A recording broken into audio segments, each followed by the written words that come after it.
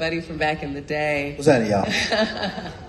R&B crooner, TV, Power Rangers back in the day. Oh, wait. Film, Dream Girls, doing it all. And Breezy cut my hair too.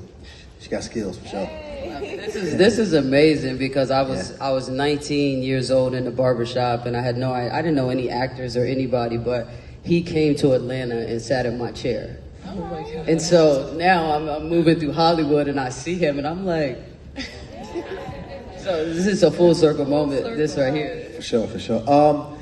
I started off in high school. I was in a singing group. We were like the diet version of Jodeci. We called ourselves Chemistry. I grew up in a Georgia, South Carolina area.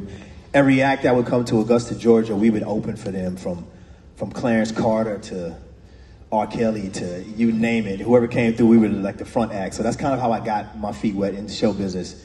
I left, I went to college.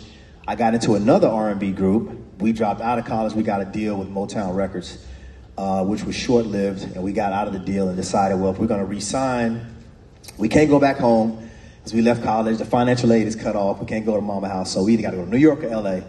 And we drove out to L.A. just kind of on a whim and did the artist thing and lived, kind of pillar-to-post hotels while we shopped deals and just kind of did the grassroots artist thing. And in the interim, I met someone who was going to an acting class, which was, to me, I was like, I didn't know what all the fuss was about in LA because it seemed like everybody had a headshot, everybody was doing an audition. I kind of scoffed at it because I was a musician, but I wanted to see what all the fuss was about.